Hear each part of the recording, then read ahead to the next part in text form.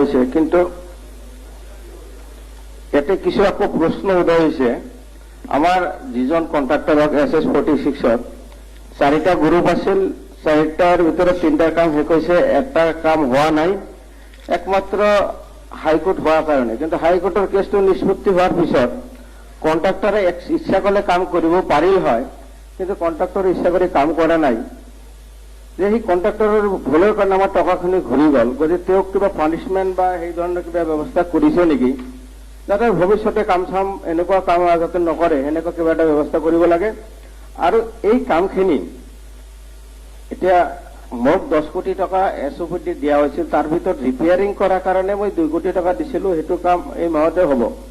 কিন্তু ইয়াতে পাৰ কিলোমিটাৰ আগতেই কাম কৰিছে 4 কোটি টকাৰ SS46 যিটো আছিল ষ্টেট হাইৱে, কিন্তু এতিয়া পাৰ কিলোমিটাৰ লাগিব কমেও 5 কোটি, কিন্তু মই 2 কোটি টকা দি মানে 10 কিলোমিটাৰ ৰিপেয়াৰিংহে হ'ব, মানে গোটেই ৰাস্তাটো শেষ।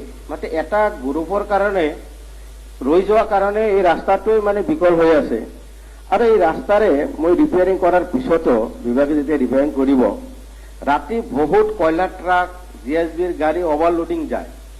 সেই যিটো হাৰত এইবিলাক ৰাতি গাড়ীবিলাক চলি থাকে, সেইটো আকৌ 1 মাহ নাযাব। গতিকে মই অনুৰোধ কৰিছোঁ যে বেলেগ মানে পাৰ্মানেণ্ট কাম কৰাৰ কাৰণে মন্ত্ৰী মহোদয়ে ব্যৱস্থা কৰিব নেকি।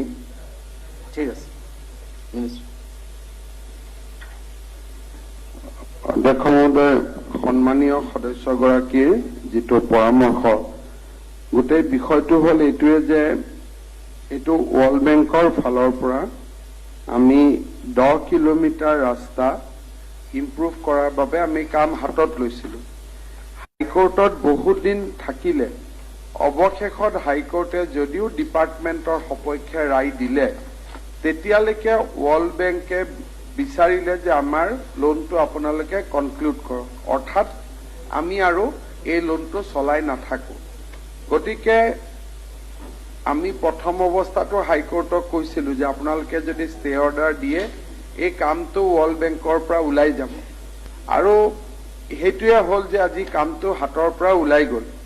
10 কিলোমিটাৰ ৰাস্তা যিটো ষ্টেণ্ডাৰ্ডত আমি কৰিছিলোঁ, সেইটো ষ্টেণ্ডাৰ্ডত কৰিবৰ কাৰণে নিয়াৰ এবাউট 40-50 ক্ৰ'ৰ্ছ লাগিব আপাতত দৃষ্টিত। মই ৰাস্তাটোলৈকে যোৱা নাই, কিন্তু মই যিটো বুজিছোঁ, পৰৱৰ্তী সময়ত এনেকুৱা কিবা সুযোগ পালে ৱৰ্ল্ড বেংকে হওক, চেণ্ট্ৰেল গভৰ্ণমেণ্টৰ কিবা স্কিমতে হওক, আমি সোমাবৰ বাবে যত্ন কৰিম। কিন্তু দলংখন ইতিমধ্যে আমি অনুমোদন পালোঁ, গতিকে দলংখনৰ কামটো এতিয়া হ'ব।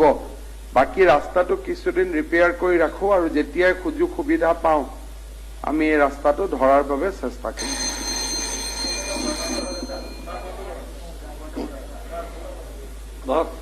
মইতো ভাল মেলা চিকাৰ এটা কৰি ললো পইণ্ট অফ অৰ্ডাৰটো, ঠিকে আছে, মই দিম, সময় দিম।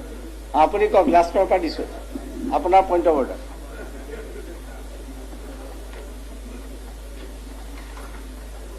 চাহাবুদ্দিন আহমেদ। মাননীয় অধ্যক্ষ মহোদয়, মোৰ এটা কোৱেশ্যন আছিলে 33। মাইকটো লওক। কুৱেশ্যন 33। মাইকটো আপুনি চুইচ দি লওক। কোৱেশ্যন নম্বৰ 33 PWD ডিপাৰ্টমেণ্টৰ ওপৰত আছিলে ছাৰ। মোৰ মানে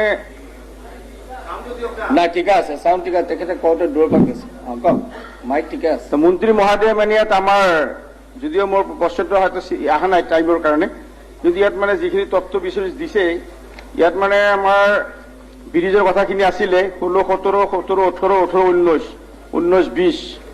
ইয়াত আমাৰ 17, 18, 16, 17 নীল আছে, ব্ৰিজ RCC ব্ৰিজৰ কথাটো আছিলে ছাৰ। ইয়াত 17, 18 PMGSY 6খন ৰাস্তা দেখুৱাইছে। আমাৰ 1000 SPT ব্ৰিজ কনভাৰ্চনত এটা দেখাইছোঁ। আমাৰ RIDP আপোনাৰ 15 এটা দেখুৱাইছে।